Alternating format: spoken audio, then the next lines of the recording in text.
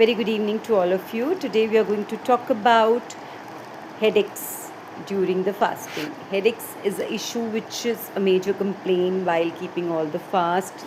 Normal fasting में या नवरात्रास के दौरान भी बहुत ही फ्रीक्वेंट कंप्लेंट्स जो रहती हैं वो हेडेक्स की रहती हैं. बहुत से कारण हैं जिसकी वजह से हेडेक्स रहते हैं. सबसे पहला इम्पॉर्टेंट कारण है dehydration, because you not eating on regular intervals, so many a times we really forget to include the fluid or water also in the diet on the regular intervals.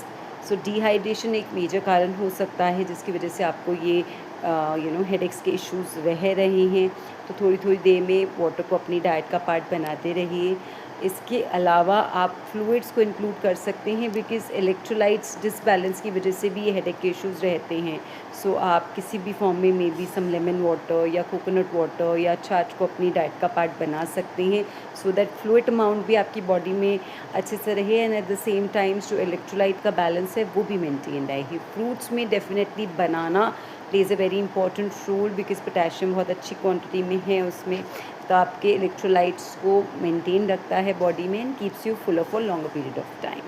इसी के साथ जो शुगर लेवल्स में fluctuations होते हैं because of fasting is another reason जिसकी वजह से डिजीनेस का फीलिंग, हेडेक्स का फीलिंग या कन्फ्यूजन का फीलिंग डेफिनेटली रह सकता है, because there's a long gap between the meals, and the meals if you're eating are more on the fried sort of a thing, then definitely आपके insulin levels को spike करेगा, and insulin levels को spike करने की वजह से आपको थोड़ी ही देर में वापस से भूख लगने के चांसेस डेफिनेटली रहते हैं.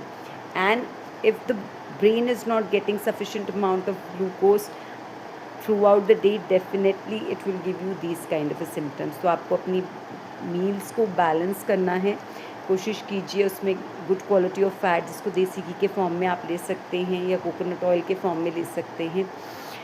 प्रोटीन का कोई सोर्स होना ज़रूरी है, दही के फॉर्म में, छाछ के फॉर्म में, पीनट के फॉर्म में, और एल्स योर एमरंथ के फॉर्म में या फिर राजकीरा के फॉर्म में आप डेफिनेटली उसको अपनी डाइट में ऐड कर सकते हैं. कोशिश कीजिए रिफाइंड कार्बोहाइड्रेट्स को ना यूज़ करते हुए आप स्वीट पोटैटो को इनकॉर्पोरेट कर सकते हैं.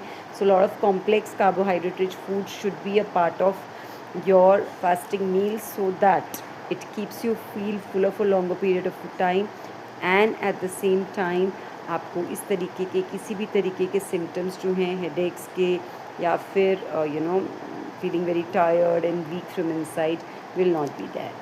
Take care and stay healthy.